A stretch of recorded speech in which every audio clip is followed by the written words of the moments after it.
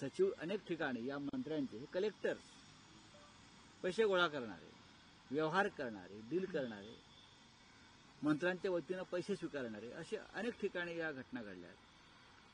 आणि त्याच्यामुळे जर देवेंद्र फडणवीस मुख्यमंत्री म्हणून त्याच्यावर नियंत्रण आणलं असेल तर त्याच्यावरती फार टीका व्हावी किंवा त्याच्या संदर्भात काही प्रश्नचिन्ह निर्माण करावं असं मला वाटत नाही. 80,000 कोटी थकबाकी आहे, टेंडर्स जे घेतलेत गव्हर्नमेंटचे कंत्राटदारांचे, आणि आता कंत्राटदार आंदोलनाचा इशारा 80,000 कोटी ही कामं कंत्राटदारांकडून करून घेतली आहेत किंवा न करता त्यांच्याकडून 25% कमिशन घेतलं. कंत्राटदार 80,000 कोटी कागदावर जे दिसत आहेत तुम्हाला, त्यांच्याकडनं कामं करून घेतली किंवा कामाच्या नावाखाली निवडणुकीच्या आधी ज्यांना हा निधी दिलेला आहे आमदार, त्यांनी थेट कंत्राटदाराकडून कामं सुरू होण्याआधी 25% घेतलेले आहेत. सगळ्यांना माहिती आहे. आता 80,000 कोटीचे तुम्ही 25% जर काढलेत तर गेल्या 2 वर्षामध्ये किती हजार कोटी या फुटीर आमदारांच्या खिशात गेलेत आणि त्यांनी पक्ष का सोडला आणि अजूनही ते शिंदे अजित पवारांना का चिटकून राहिलेत याचं कारण कळेल. 80,000 कोटीचे 25% तुम्ही काढा, किमान 20,000 कोटी होत आहे. किमान 20,000 कोटी होत आहे. ते 20,000 कोटी रुपये कंत्राटदारांकडून टेबलाखालून आधीच घेण्यात आलेले आहेत. हे तुम्हाला स्पष्ट दिसत आहे. 80,000 कोटीचे व्यवहार ज्या ठेकेदारांबरोबर झाले ते रस्त्यावरती उतरलेले आहेत. हा पुरावा आहे सगळ्यात मोठा. त्यांना का त्यांचं काम जर झालं असेल त्याचे पैसे काय मिळत नाहीत, ते का थांबवले आहेत? मुख्यमंत्र्यांनी आदेश देऊन हे पैसे थांबवले आहेत. त्याचं कारण त्यांना त्याच्यामध्ये भ्रष्टाचार दिसतोय, कमिशनबाजी दिसते, दलाली दिसते. राऊतसाहेब, राष्ट्रवादी काँग्रेसचे एक मंत्री माणिकराव कोकाटे असं म्हणतात की भाजपमध्ये गेल्यावर सगळेच जण आमदार होतात, अनेक जण आमदार होतात, पण भाजप माझ्यासाठी काही लकी ठरला नाही. भाजपमध्ये मी गेलो तेव्हा मी पराभूत झालो, पण अन्य पक्षात गेलो तेव्हा मी जिंकलो. त्याला प्रवीण दरेकर असं म्हणतात की भाजपच्या पायगुणानेच तुम्ही मंत्री झाला, अशी आठवण बघा. कोकाटे आणि दरेकर यांच्यातल्या संवादाला उत्तर देण्यासाठी मी इथे उभा नाही. लहान गोष्ट आहे. पण असा काही अनुभव आहे का की भाजपमध्ये गेला की आमदार होतो, आणि जे कोकाटे म्हणतात त्यांच्यासाठी भाजपमध्ये गेलेले भ्रष्टाचारी आमदार होतात एवढंच मला माहिती आहे. सगळे चोर, लफंगे, लुच्चे, भ्रष्टाचारी एकदा भाजपमध्ये गेले की त्यांना प्रतिष्ठा मिळते. ते आमदार होतात, ते खासदार होतात आणि ते मंत्री होतात, हे मी सांगू शकतो. बाकी दुसरा कोणाचा अनुभवाविषयी मला माहित नाही. राऊतसाहेब, कालपासून एक चर्चा आहे महाराष्ट्राच्या राजकारणात, काळी जादू, लिंबू. काल रामदास कदम असंही म्हणतात की उद्धव ठाकरेंनी जेव्हा बंगला सोडला तेव्हा साधारण एक टोपलेभर लिंबू बाहेर पडले. हे पहा की हे जे रामदास कदम आहेत ते स्वामी रामदास नाहीये की ज्यांचं तुम्ही ऐकायला पाहिजे. आता काळ्या जादूविषयी कोणी बोलायचं, मुळात ही अंधश्रद्धा आहे. या संदर्भात जर कोणी बोलत असेल तर त्याच्या संदर्भात अंधश्रद्धा निर्मूलन जी समिती आहे किंवा जो कायदा आहे त्यांनी कारवाईच केली पाहिजे. माझा काल प्रश्न इतकाच होता की देवेंद्र फडणवीस अद्याप वर्षा बंगल्यावरती का राहायला जात नाही, याचं उत्तर रामदास कदमांनी द्यावं किंवा एकनाथ शिंदेंनी द्यावं किंवा स्वतः भाजपच्या प्रवक्त्यांनी द्यावं ना. एकनाथ शिंदे, देवेंद्र फडणवीस वर्षा बंगल्यावर जायला राहायला का घाबरतायत, त्यांचं कुटुंब का घाबरत आहे, हा एक साधा प्रश्न आहे. त्याच्यामध्ये मी असं म्हटलं का तिथे काय मिरच्या आहेत, लिंबू आहेत, अजून काय आहे? नाही.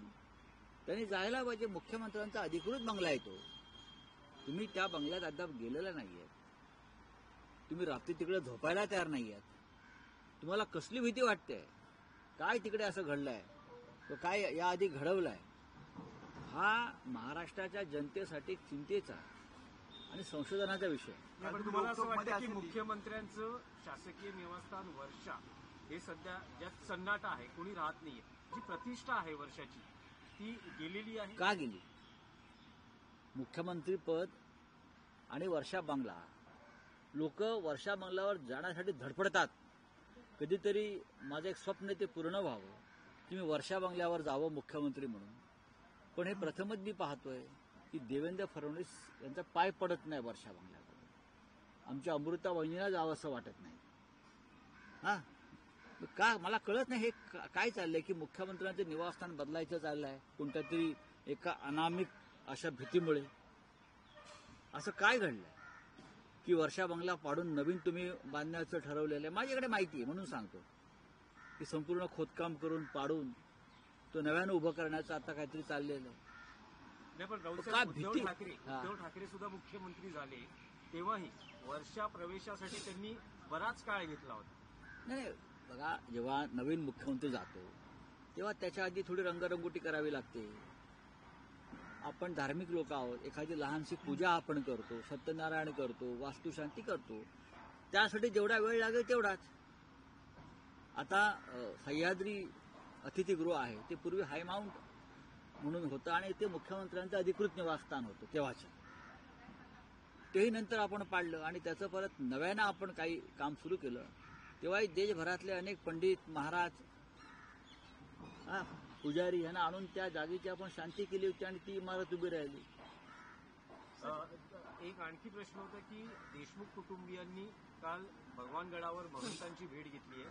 त्यानंतर आता महंतांनी नवी भूमिका घेत देशमुख कुटुंबियांच्या पाठीशी असल्याचं म्हणतात. मला त्यात पडायचं नाही, पण न्यायालयाने आणि कायद्याच्या बाबतीत ज्यांना आदर आहे त्या सगळ्यांचा पोलीस, न्यायालय आणि कायद्यावरती विश्वास ठेवून काम व्हावं असं माझी भूमिका आहे. काल तुम्ही रोखोक मध्ये म्हटलात अजित पवारांचं धोरण तुम्ही सांगितलं. अजित पवारांना जंटलमनच्या, अमित शहाच्या जंटलमनच्या यादीत यायचं आहे.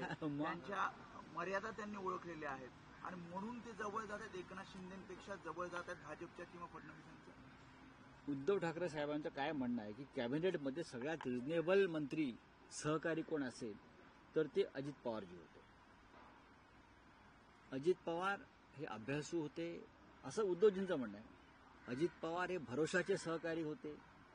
अजित पवार हे अनेक कामं सहज मार्गी लावत होते कॅबिनेटच्या माध्यमातून, हे त्यांचं म्हणणं आहे.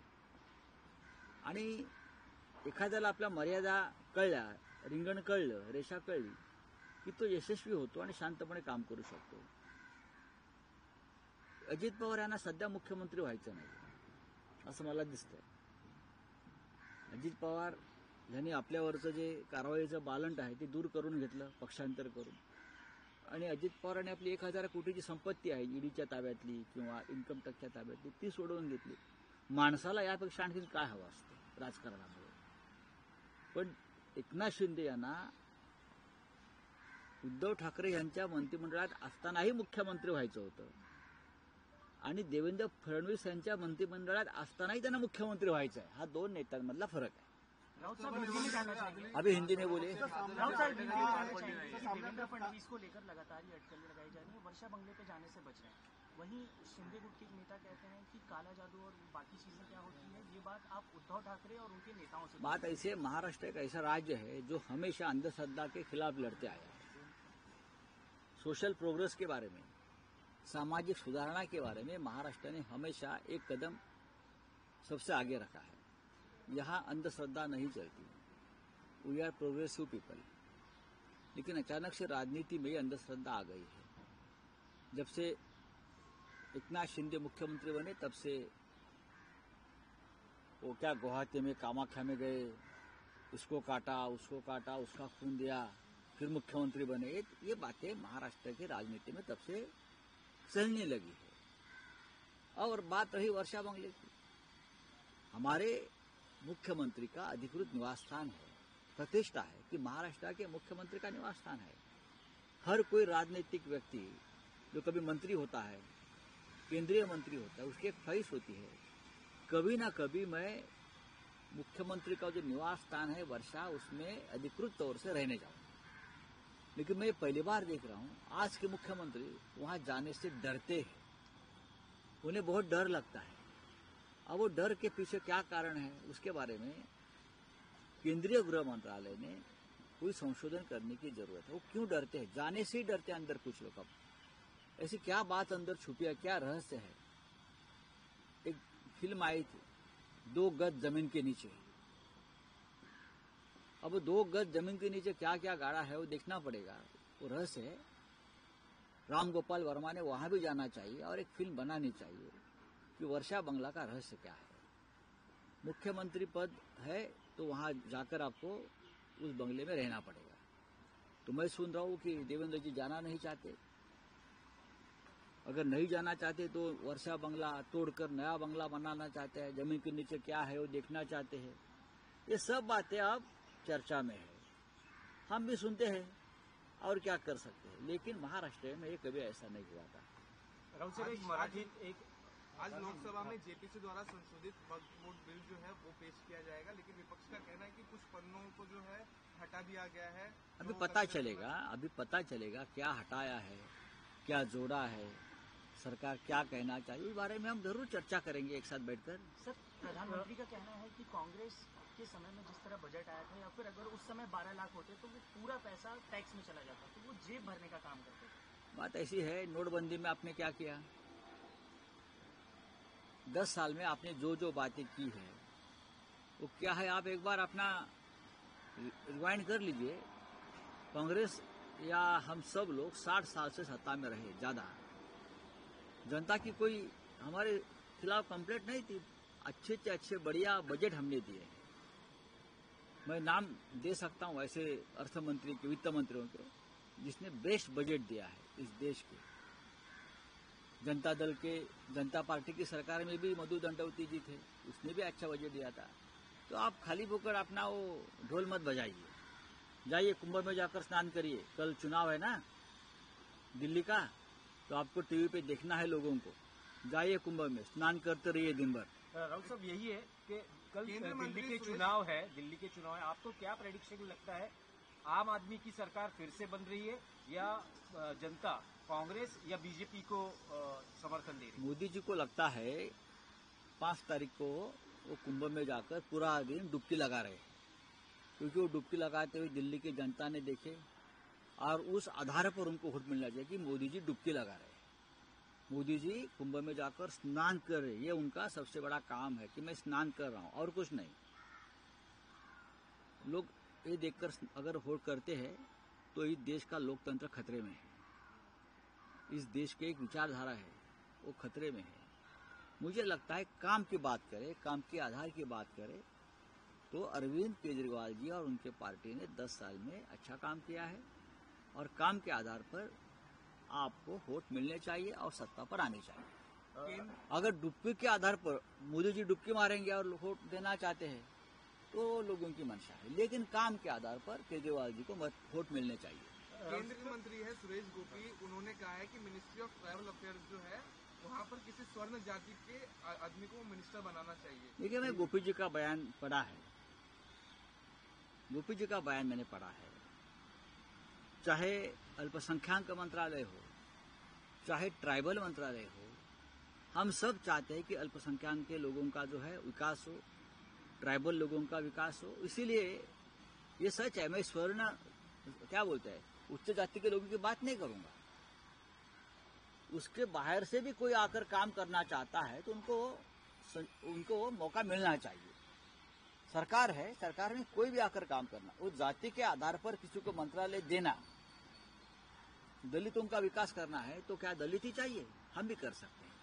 हमारी भी एक सोच है। डॉक्टर अंबेडकर साहब जरूर दलित थे, लेकिन उनकी सोच पूरे देश की थी, सभी जातियों के और धर्मों के लिए थी, ये भी देखना चाहिए। चलिए, राहुल साहेब, एक मराठीत प्रश्न आहे की आतापर्यंत तेच आहे की आतापर्यंत परंपरा होती की बजेटच्या आधी महाराष्ट्राचे मुख्यमंत्री राज्यातल्या खासदारांशी चर्चा करत बैठक घेत, पण यंदा ही बैठक झालेली नाहीये।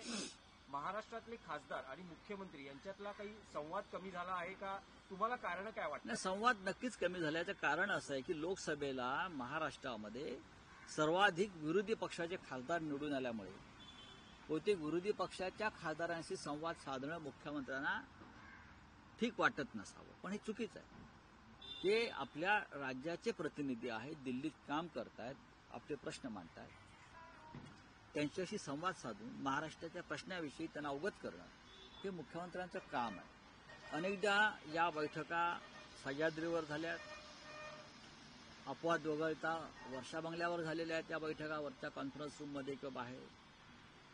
आता काय कारण आहे मला माहित नाही, पण विरोधी पक्षाचे खासदार 31 आहेत आणि भाजप किंवा अन्य पक्षाचे कमी आहेत। तो त्यांचा न्यूनगंड मनात आहे का की आम्ही विरोधी पक्षाच्या खासदारांना का भेटावं? हे लोकशाही संकेताला धरून नाही।